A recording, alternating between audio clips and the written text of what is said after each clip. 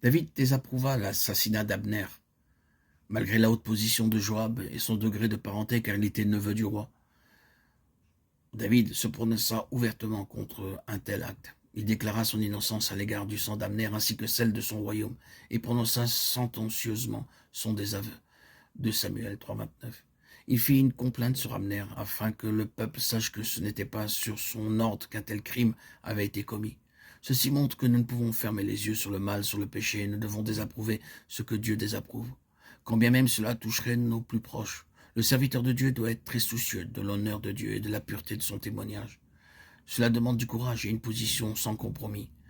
Dieu se sert de David pour exercer son autorité et maintenir l'ordre. Nous voyons dans 2 Samuel 4 que Rekab et Baana croyaient annoncer une bonne nouvelle au roi après avoir assassiné Ishbosheth. Mais David était un homme sous l'autorité de Dieu, par lequel et à travers lequel il exerçait son autorité. C'est ainsi que la sentence qu'il prononça sur les fils de Rimon de Béhéroth fut le salaire de leur crime.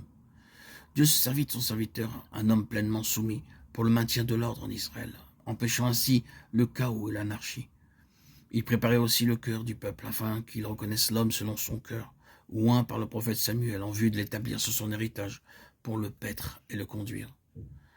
Puis, il eut la troisième période, où David est établi sur tout Israël, 1 Chroniques 11, 1-3. Ce fut par un mouvement de l'esprit que les anciens d'Israël vinrent auprès de David à Hébron, et selon leur déclaration, il est clair que ce fut sur la base d'une unité intérieure qu'ils l'établirent roi, reconnaissant ainsi le choix de Dieu et sa dignité de chef. C'est ainsi que tout Israël fut unanime pour faire régner David, 1 Chroniques 12, 23, 38. Sans le secours d'aucun homme ni d'aucune influence, Dieu connaît toute l'histoire de ce monde et des hommes. Il connaît toutes les péripéties par lesquelles auront à passer ses élus et toutes les épreuves avec lesquelles ils seront confrontés. C'est en relation avec tous ces détails qu'il a conçu son plan. Il n'avait nul besoin d'Abner ni d'aucun autre. Il savait en quel temps se ferait l'établissement de l'homme sur son cœur. Si Dieu nous a élus pour un rôle, une responsabilité, aucune puissance dans ce monde ne saurait l'empêcher de réaliser ce qu'il s'est proposé, et ses voies ont été préétablies afin d'atteindre son but. Le point essentiel qu'il convient de souligner dans l'intronisation de David, c'est qu'il le fut sur la base d'une unité intérieure et de la reconnaissance qu'il était choisi de Dieu. Il doit en être ainsi dans le temple de Dieu aujourd'hui, parmi le peuple. Nous ne pouvons connaître et expérimenter l'unité que sur cette même base, et nous devons aussi reconnaître que c'est le Père qui a établi le Fils sur son trône et l'a donné comme chef suprême à l'Église qui est son corps.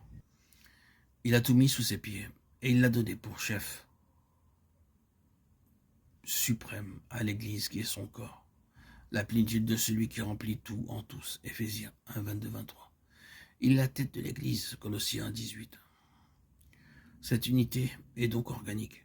Elle est essentiellement produite par la vie qui n'intervient et n'agit que pour réaliser ce qui est selon la volonté de Dieu.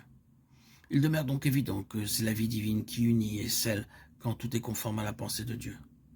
Cependant, cette unité demande la reconnaissance sans partage de la souveraineté du Seigneur en nous et le libre exercice de sa royauté par le Saint-Esprit. Cette condition est absolue.